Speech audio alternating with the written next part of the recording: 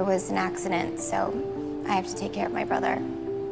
Iris is a young woman struggling to cover the cost of her brother Raleigh's leukemia treatment. Desperate for money, she applies for a job at a restaurant despite having no experience, and is later told she didn't get it. Raleigh's oncologist, Dr. Barden, calls Iris into his office and introduces her to Shepard Lambrick, a wealthy philanthropist who runs a foundation that funds schools and hospitals overseas. Lambrick tells Iris that if she takes part in a game he is hosting and wins, his foundation will cover Raleigh's treatment and use its connections to find him a bone marrow donor.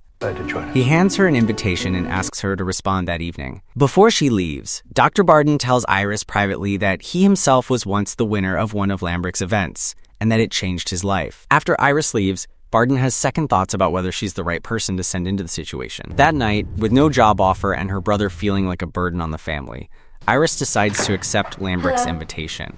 A car arrives to take Iris to Lambrick's mansion, where she's greeted by his butler, Bevins.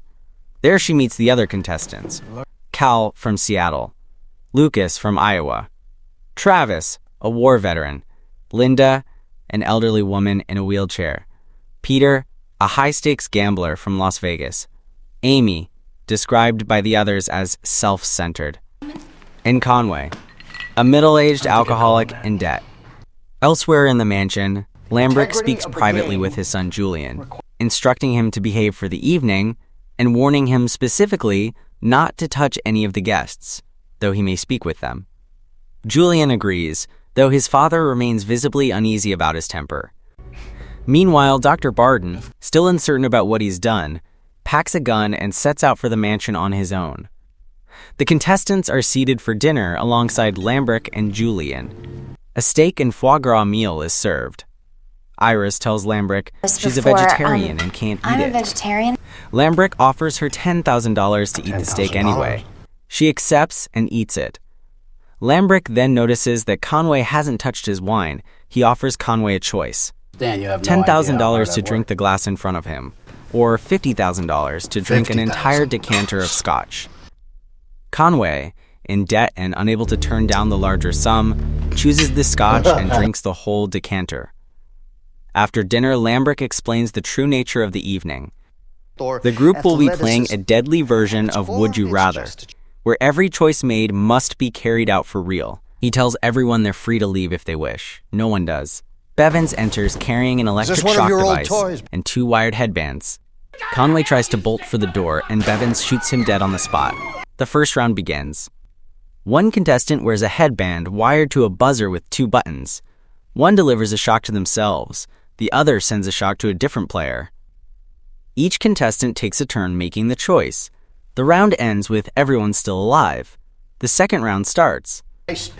Iris is given a choice: stab another contestant in the thigh with an ice pick, or whip Travis 3 times with a sjambok. Travis tells her to whip him, reasoning the stabbing is more dangerous. On Lucas's turn, he makes the same choice and also whips Travis.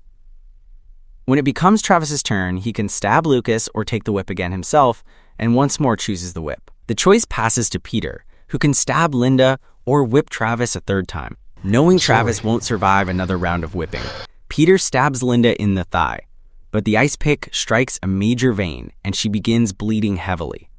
On her turn, Linda chooses to stab Amy rather than try to stand and whip Travis. Amy, arguing that the goal of the game is simply to survive, stabs Iris.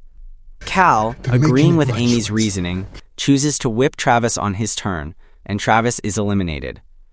Linda continues bleeding from her wound and dies a short time later. As the round ends, Lucas creates a distraction, and most of the group attempts to escape. Cal grabs the sjambok and advances on Lambrick, while Iris breaks free from the room. Lambrick shoots and kills Cal, and the rest of the group surrenders. Lambrick sends Bevins and Julian to find Iris. Julian locates her trying to escape through a vent, knocks her down, and attempts to assault her, telling her no one will find them. Iris fights back, stabbing him in the thigh with the ice pick and striking him before he can go further. At that moment, Dr. Barden, who has broken into the mansion, arrives to get Iris out. Before they can leave, Bevins finds them and shoots Barden dead. A wounded Julian demands Bevins kill Iris as well, but Bevins calmly takes Julian back to his room instead, escorting Iris back to the table. Lambrick personally apologizes to Iris for his son's behavior, and the third round begins. In the third round, each contestant has 30 seconds to choose between two outcomes. The known option is to have their head held underwater in a barrel for 2 minutes. The unknown option is a card that can reveal something harmless or something fatal. Peter draws the card and is instructed to ignite a firecracker in his hand. He does, and the explosion takes off his hand, sending him into cardiac arrest, and he dies. Lucas draws next and is forced to slit his own eye open with a razor blade. Iris chooses the barrel and survives the full 2 minutes underwater. It's revealed afterward that her card, had she chosen it, would have required all of her teeth to be pulled out. Annie chooses the card, but hers changes the terms, requiring her to stay submerged for 4 minutes instead of 2. She drowns before time runs out. Only Iris and Lucas remain for the fourth and final round. Iris is given a choice. She can spare Lucas, and the two of them walk away with nothing. Or she can shoot him with a dueling pistol and take the prize money for Raleigh. Lucas pleads with her, telling her about his own family and why he entered the game, drawing parallels between his situation and her brother's. While he's still speaking, Iris shoots him in the chest, killing him. Lambrick declares her the winner, hands her the money, and tells her a bone marrow donor for Raleigh has already been secured. Iris returns home and goes to check on Raleigh. She finds him asleep and showers to wash the blood from her body. When she goes back to check on him again, she discovers that Raleigh has overdosed on his medication and taken his own life while she was gone. The film ends with Iris collapsed beside her brother's body,